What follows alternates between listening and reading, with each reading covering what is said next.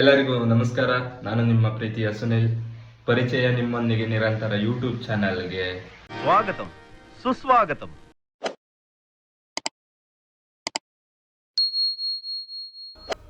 ಇವತ್ತಿನ ಲಾಗ್ನ ವಿಶೇಷತೆ ಏನಪ್ಪ ಅಂದರೆ, ನಮ್ಮ ಮನೆಗೆ ಅಂದರೆ ನನ್ನ ರೂಮ್ಗೆ ಊರಿಂದ ನಮ್ಮ ಅಪ್ಪ ಅಮ್ಮ ಬರ್ತಾ ಇದ್ದಾರೆ. ಫಸ್ಟ್ ಟೈಮ್ ಅಂದರೆ ನಾನು ರೂಮ್ ಮಾಡಿ 1 ವರ್ಷ ಆಯಿತು. ಅದರಿಂದ ಇವತ್ತು ನಮ್ಮ ಅಪ್ಪ ಅಮ್ಮ, ನಮ್ಮ ಅವ್ವ ಬಂದಿತ್ತು. ಆದರೆ ನಮ್ಮಪ್ಪ ನನ್ನ ರೂಮ್ಗೆ ಅಂದರೆ ಬೆಂಗಳೂರಿಗೆ ಯಾವತ್ತೂ ಬಂದಿರಲಿಲ್ಲ. ಇದೇ ಮೊದಲನೇ ಸಾರಿ ಬರ್ತಾ ಇರೋದು. ಅದಕ್ಕೆ ನಾನು ಈಗ ಅವ್ರನ್ನ ಕರ್ಕೊಬರೋಕ್ಕೆ ಮೈಸೂರಿಗೆ ಹೋಗ್ತಾ ಇದ್ದೀನಿ. ಯಾಕೆ ಮೈಸೂರಿಗೆ ಯಾಕಪ್ಪ ಅಂತಂದರೆ ಅವ್ರಿಗೆ ಅಲ್ಲಿಂದ ಬೆಂಗಳೂರು ಬರೋಕ್ಕೆ ಗೊತ್ತಿಲ್ಲ. ಅದಕ್ಕೆ ನನಗೆ ಇವತ್ತು ವೀಕ್ ಆಫ್ ಇತ್ತು. ಅದಕ್ಕೆ ಕರ್ಕೊಂಬರಕ್ಕೆ ಹೋಗ್ತಾ ಇದ್ದೀನಿ. ಇವತ್ತು ಮತ್ತು ನಾಳೆ ನಮ್ಮ ಮನೇಲಿ ನಮ್ಮ ರೂಮ್ನಲ್ಲಿರ್ತಾರೆ.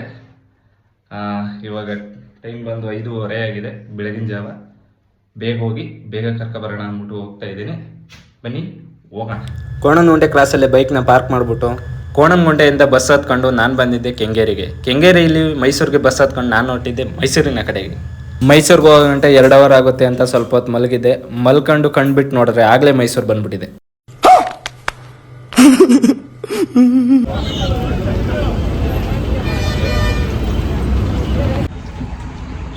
ನನಗಿಂತ ಮುಂಚೆ ನಮ್ಮ ಮನೆಯವರು ಅಂದರೆ ನಮ್ಮ ಅಪ್ಪ ಅಮ್ಮ, ನಮ್ಮ ಅಕ್ಕನ ಮಗಳು ಬಂದಿದ್ದಾಳೆ ದೀಕ್ಷಾ. ಅವ್ರು ಬೇಗ ಬಂದುಬಿಟ್ಟಿದ್ದಾರೆ ಮೈಸೂರಿಗೆ. ನಾನು ಇವಾಗ ತಾನೇ ಬಂದೆ. ಡ್ರೈವರ್ ಮಾತ್ರ ಸಖತ್ತಾಗಿ ಗಾಡಿ ಓಡಿಸ್ಕೊಂಬಂದರು, ಬೇಗನೆ ಬಂದರು. ಅಲ್ಲಿದ್ದಾರಂತೆ, ಬನ್ನಿ ಮೀಟ್ ಮಾಡೋಣ. A few moments later.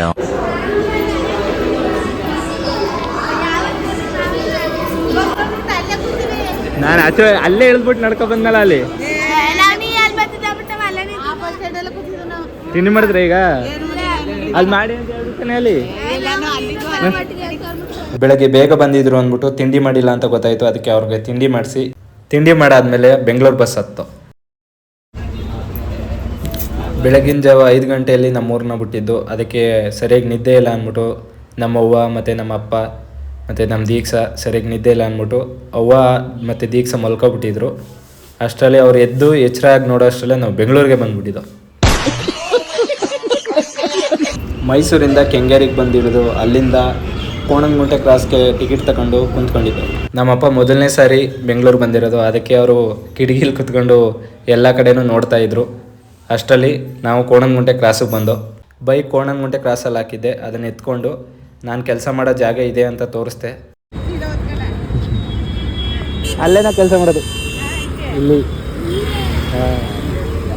4 ಜನ ಇದ್ವಲ್ಲ, ಅದಕ್ಕೆ ದೀಕ್ಷಾ ಮತ್ತು ಅವನ್ನ ರೂಮಿಗೆ ಕರ್ಕೊಬಂದೆ. ಇದೇ ದೀಕ್ಷಾ ನಮ್ಮ ರೂಮ್.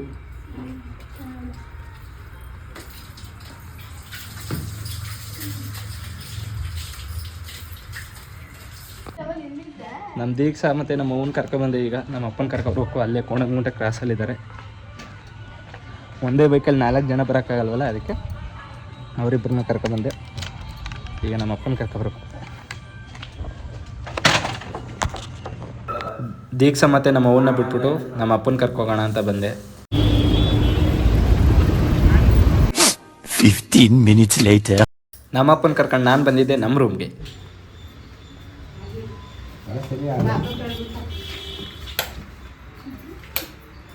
ಅದ್ರ ಲೈಟ್ ಅದು ಯಾವ ಇವೆಲ್ಲ ಇದು ಅಡುಗೆ ಮನದು ಇದ್ರದ್ದು ಇಲ್ಲಿ.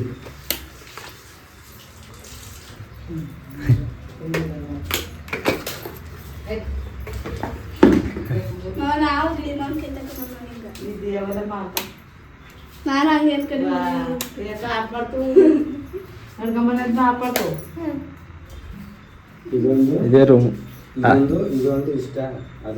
ಅದು ರೂಮು. ಹಾಂ, ಇದು ಹಾಲು.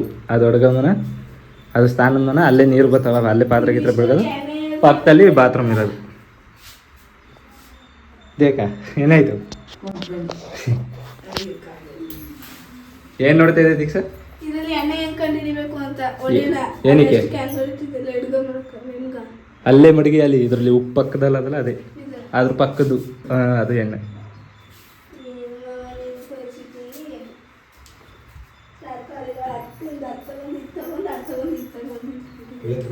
ಫೈನಲ್ ಆಗಿ ನಮ್ಮ ರೂಮಿಗೆ ನಮ್ಮ ಅಪ್ಪ ಅಮ್ಮ ನಮ್ಮ ಅಕ್ಕನ ಮಗಳು ದೀಕ್ಷಾ ಬಂದಿದ್ದಾರೆ, ಕರ್ಕೊಂಬಂದಿದ್ದೀನಿ ಮೈಸೂರಿಂದ. ಬಂದು ಕೂತಿದ್ದಾರೆ ಸ್ವಲ್ಪ.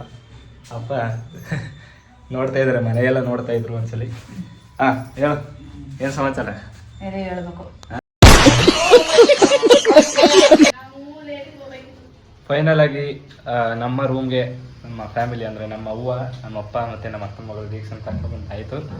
ಇವಾಗ ನಮ್ಮ ಅಪ್ಪನಿಗೆ ಟೀ ಅಂದ್ರೆ ಇಷ್ಟ. ನಮ್ಮ ಅಪ್ಪ ಬೆಳಗ್ಗೆಯಿಂದ ಟೀನೇ ಕುಡ್ದಿಲ್ಲ. ಬೆಳಗ್ಗೆ 6 ಗಂಟೆ ಬಸ್ಸಿಗೆ ಬಂದಿದ್ದು, ಅದಕ್ಕೆ ಟೀ ಮಡಗ್ತಾ ಇದ್ದೀನಿ.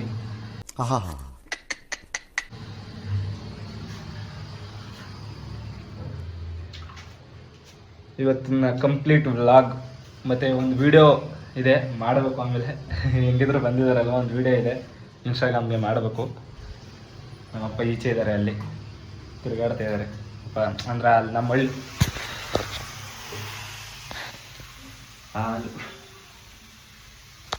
ವಿಡಿಯೋ ಮಾಡ್ತಾ ಅಲ್ಲೇ ಇದಾಗ್ಬಿಟ್ಟು. ಎಲ್ರೂ 10 ಸೆಕೆಂಡ್ ಮೌನಾಚರಣೆ ಮಾಡೋಣ.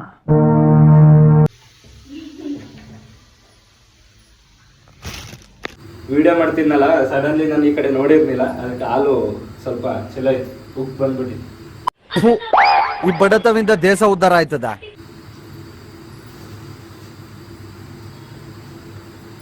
ಬನ್ನಿ ಟೀ ಕುಡೀರಿ. ಟೀ ಮಾಡೋದು ಹೆಂಗೆ ಗೊತ್ತಾ? ಹಾಲು ಹಾಕಿ ಪುನಃ ಉಪ್ತಿದೆ ಹಿಂಗೆ ಆಮೇಲೆ ಹೇಳ್ಕೊಡ್ತೀವಿ.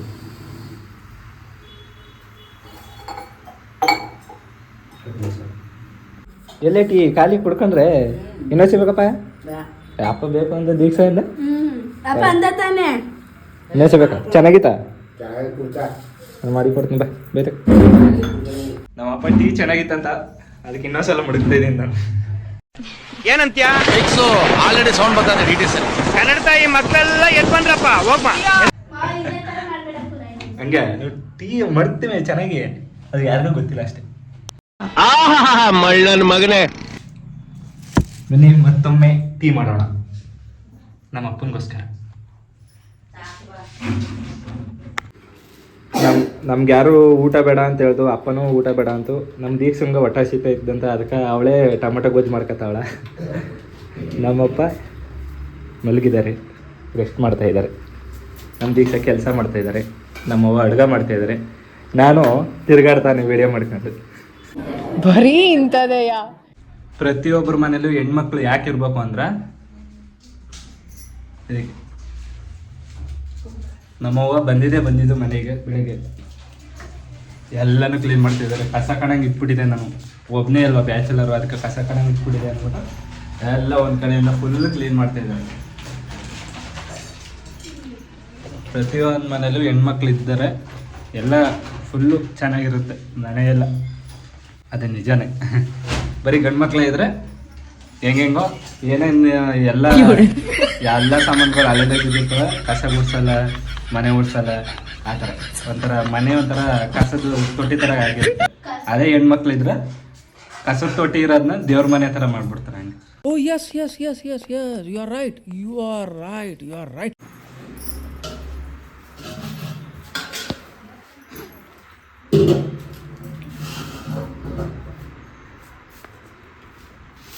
ನೋಡಿ ಎಲ್ಲನೂ ಕ್ಲೀನ್ ಮಾಡ್ತಾ ಇದ್ದಾರೆ ನಮ್ಮ ಅವ್ವ. ನಮ್ಮ ದೀಕ್ಷಾ ಮಜ್ಜಿಗೆ ಮಾಡ್ತಾ ಇದ್ದಾಳೆ. ಅವಳು ಪಾತ್ರೆ ಗಿತ್ರೆ ಎಲ್ಲ ಬೆಳಗ್ತಾ ಇದ್ಲು. ಮೊಸರಿತ್ತು ಅಂದ್ಬಿಟ್ಟು ಮಜ್ಜಿಗೆ ಮಾಡ್ತಾ ಇದ್ದಾಳೆ, ಕುಡಿಲಿ ಎಲ್ಲರೂ ಬಿಸಿಲು ಅಂದ್ಬಿಟ್ಟು.